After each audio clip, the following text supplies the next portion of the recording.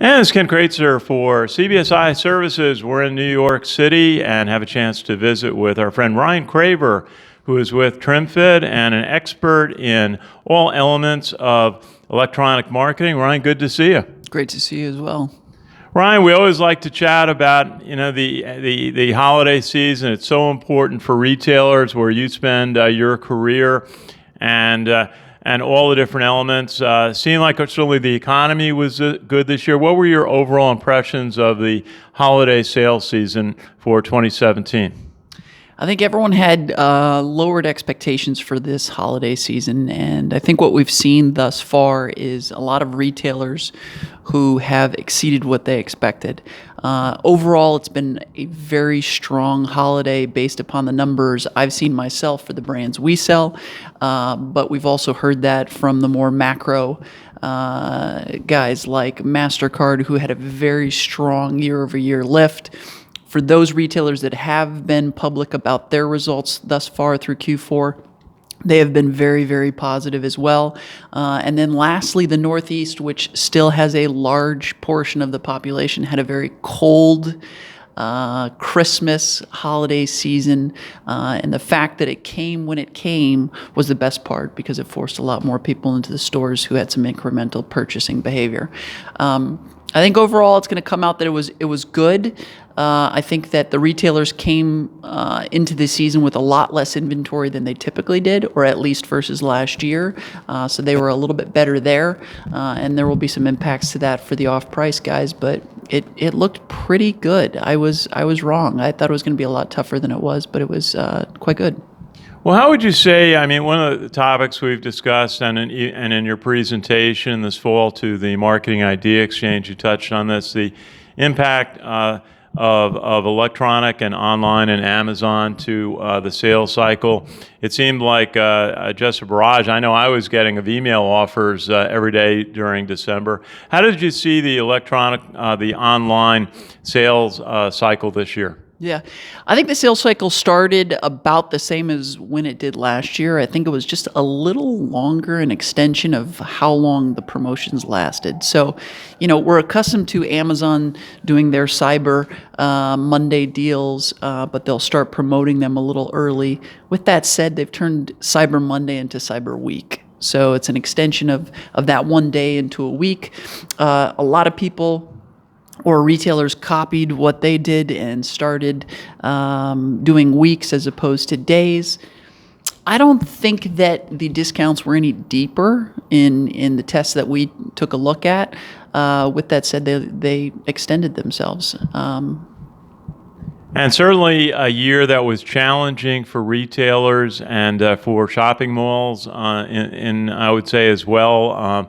Starting to see disappearance of some brands in shopping malls this year. How did the retailers and the shopping mall retailers do this season? Yeah, so what's interesting is, we have a lot of brands that we sell exclusively online, and everyone starts to see around the 21st, business just drops off the face of the earth online. And they get really, really worried because they're used to the traditional run up into Christmas Eve as late as midnight. I think those malls that were in A and B locations did very, very well up until Christmas Eve. And then they did well on the 26th when you start to see the returns and the gift cards being used. With that said, the overall volume for the month of December more continues to shift online. And I think that while we have seen some store closures, and we've seen the highest number of store closures since the recession this year, I think 2018 is going to be potentially at least the same amount, if not more. I think we still have a lot of grooming that would be healthy for the retail environment and the retail industry that needs to happen. And we're not out of the woodshed just yet. Well, you mentioned gift cards, which is certainly an important factor in the payment business now. It seems that when in doubt, the option is to give a gift card to friends or family. And how is that business changing? Certainly, it extends the sales season well into January as people start to use their gift cards. Yeah. Gift cards are going to continue to grow. It's the easy purchase for a lot of people that are doing giftable purchases. You don't have to think about it. The recipient also is quite happy with it. They don't have to go through the issue of returning something that they don't like, and they know they can purchase something that they currently have. Although it doesn't feel personal, a lot of people like it. You'll also see retailers continue to stop giving cash and giving gift cards when they do see a return. So a lot of it makes its way to gift cards even post-purchase. And then the digitization of gift cards. It's a lot easier to give gift cards. You know, Apple and Google announced their top apps. One of those was Raise. You see a discount, a marketplace around gift cards. I think gift cards will continue to grow year over year. Absolutely. And you mentioned online, obviously, Amazon is the major player. And this was kind of a test because of all the business that they have attracted to themselves and they've committed to handling that volume in the crunch period of December. How did Amazon fare maintaining their processing standards and deliveries to customers? We were pleasantly surprised with Amazon. We do a lot of business for all of our brands on Amazon. I think what's interesting about Amazon is that still 90+% of what they're shipping is not under their own company, their Prime or their Flex operation where they're using 1099 contracted employees to ship. The majority of it still runs through UPS, FedEx, and most importantly, USPS. And the USPS, for the most part, on all of our shipments, did very, very well. We're talking 98, 99% delivery rates on time. UPS and FedEx, there was a lot of news about how they were employing some of their accounting department to do shipments and deliveries. They're a little less than the USPS, but for the most part, they performed well. We were quite happy with how Amazon did for the holiday season. You know, in direct marketing circles, and we come out of the banking business, obviously, which is delivering statements and applications all the time, and depends on the U.S. Postal Service, as do catalog companies. Has the amount of volume that is now of package delivery that is now being generated helping the U.S. Postal Service maintain its revenue base? I think, a lot of people tell me that, the USPS is going to go bankrupt. I think it's still a right of a U.S. citizen to receive mail. So they're here with us regardless of whether we believe so or not. With that said, I still think you got to think about what they're doing for the FedExes and the UPS of the world. They provide that final mile of delivery.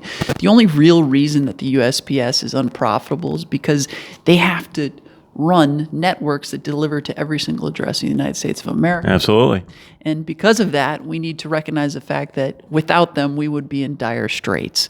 Without them, UPS would be in dire straits. Without them, FedEx would be in dire straits. So, I again am very happy with the service of the USPS in the packages that they deliver for all of our brands, and I think that they are essential to the e-commerce growth that we're seeing. Absolutely, certainly indispensable to the United States Postal Service, and we thank them for going out in all that bad weather to deliver the mail. I'm always conscious of postal delivery in the wintertime, weather like we're having now in the New York and Midwest areas. Hey, Ron, I want to ask you about something that I think we're all trying to grasp, this ruling on net neutrality, which came out from the federal regulators in mid-December, eliminating some regulations, affecting some of the big internet carriers. Well, maybe just the high-level view on net neutrality, what this ruling means. Yeah. So for us as retailers, we are concerned about it, or at least following what's happening.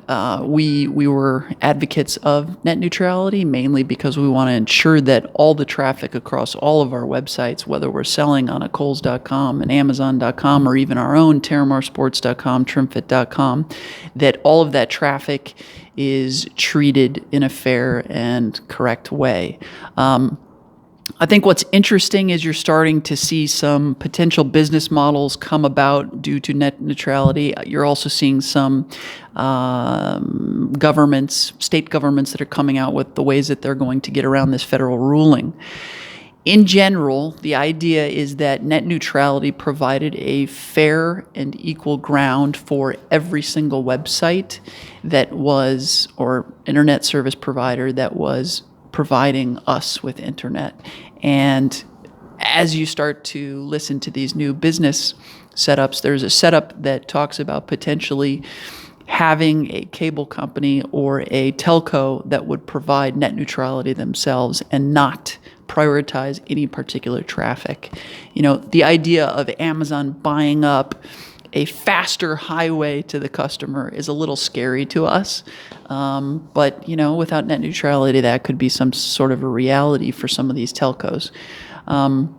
New York came out very specifically, and they said that they would at least release a measure that would require state governments, local governments, to only use telcos or cable providers that upheld net neutrality.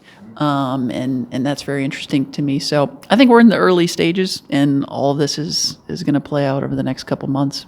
Well, something to watch going into 2018. One other big piece of business media news was Disney buying 20th Century Fox.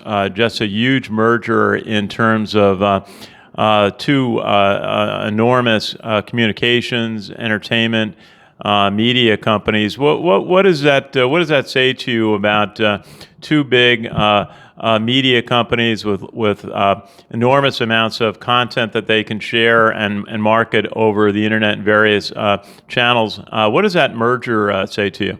Yeah, I think with the tax reform, we're going to see a couple things. We're going to see more big deals like this. I think we're going to see more buybacks of shares. I think we're going to see more money come back onshore. And I think that this is just a preview of more of what's to come. Disney is amazing in that they have extended Bob Iger, who has been lauded as the most amazing CEO. And I think they will continue to acquire more and more assets. I think that they are in a drive to fight Netflix. They're in a drive to fight the Hulus of the world and have their own version. Now they have Hulu, and now they're talking about releasing both on-demand services, greater on-demand services for ESPN and for Disney. And I think they're just acquiring the war chest to be able to provide that. Some of the interesting parts of the deal is that the Fox Sports portion stays with Fox. So they really acquired the content around the movie studios and the content creation of the movie studios. I think they're going to continue to roll, and they're going to continue to take franchises and build sequels, because we all know that that's where the money's made. And Ryan, any other key trends, forecasts you see for 2018? New technology you expect to have impact this upcoming year? Yeah, so I think some of the technologies that we have spoken about previously is the idea behind virtual reality. I think augmented reality is really taken hold. You've got Amazon with it in their app. You've got Target with it in their app.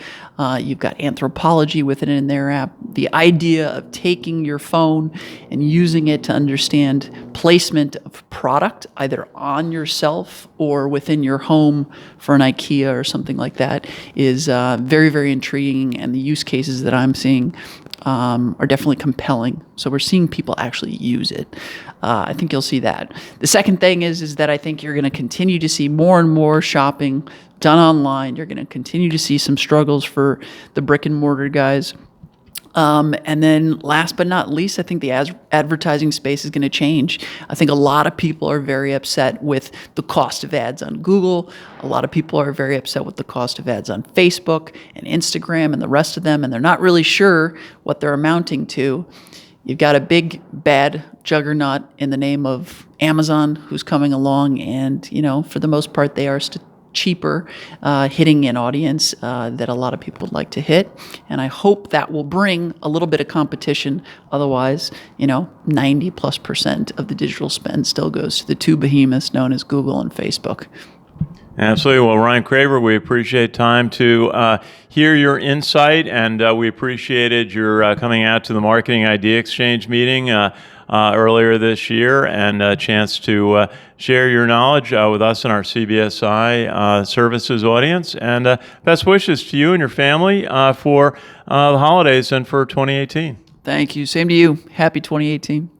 Thank you, Ryan Craver from TrimFit. This is Ken Kraetzer in New York City today for CBSI Services.